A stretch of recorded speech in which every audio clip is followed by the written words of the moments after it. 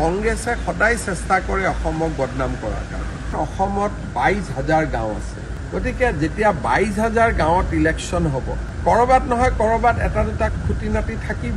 মোৰ কথাটো হ'ল যে স্পেচিফিক অভিযোগ দিয়ক। কোনোবা যদি ব্যক্তিয়ে আপোনালোকক কিবা হাৰাশাস্তি কৰিছে, আমি লগে লগে একশ্যন। প্ৰদ্যুৎ বৰদলৈ আৰু ভূপেন বৰাই DGPক কৈছে, কিন্তু কেণ্ডিডেট কোনেওতো ক'তো এজাহাৰ দিয়া নাই। যদি কিবা এজাহাৰ দি আমি তৎকালীন ব্যৱস্থা হ'ব।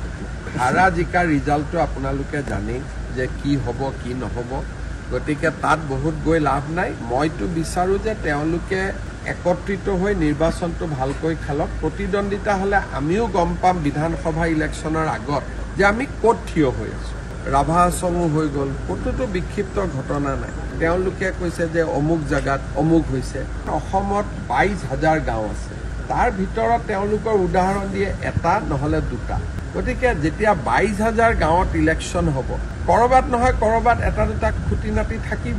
সেইখিনিকে যদি তেওঁলোকে প্ৰশাসনক জনায়, প্ৰশাসনে তৎকালীনভাৱে ব্যৱস্থা গ্ৰহণ কৰিব। প্ৰশাসন নিৰপেক্ষ থাকিব, আৰক্ষী জিলা প্ৰশাসন নিৰপেক্ষ থাকিব। আমি বিচাৰোঁ যে ইলেকশ্যনটো ভাল কৰিব আৰু ইয়াত কোনো গণ্ডগোল হ'ব নালাগে, খেলি মেলি হ'ব নালাগে, আৰু অসমৰ সুনামত যাতে ক'তো চেকা নপৰে। সেইকাৰণে কংগ্ৰেছে সদায় চেষ্টা কৰে অসমক বদনাম কৰাৰ কাৰণে।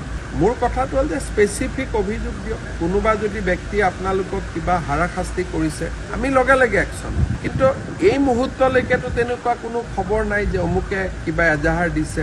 প্ৰদ্যুৎ বৰদলৈ আৰু ভূপেন বৰাই DGPক কৈছে, কিন্তু কেণ্ডিডেট কোনেওতো ক'তো এজাহাৰ দিয়া নাই। যদি কিবা এজাহাৰ দি আমি তৎকালীন ব্যৱস্থা হ'ব। হাৰা জিকাৰ ৰিজাল্টটো আপোনালোকে জানেই যে কি হ'ব কি নহ'ব, গতিকে তাত বহুত গৈ লাভ নাই। মইতো বিচাৰোঁ যে তেওঁলোকে একত্ৰিত হৈ নিৰ্বাচনটো ভালকৈ খেলক। প্ৰতিদ্বন্দ্বিতা হ'লে আমিও গম পাম বিধানসভা ইলেকশ্যনৰ আগত যে আমি ক'ত থিয় হৈ আছোঁ। আমিও জানিব লাগে যে আমাৰনো আজি লোকসভা হৈ গ'ল, প্ৰায় এটা বছৰ হ'ব। বিধানসভা ইলেকশ্যন এটা বছৰ পিছত আছে।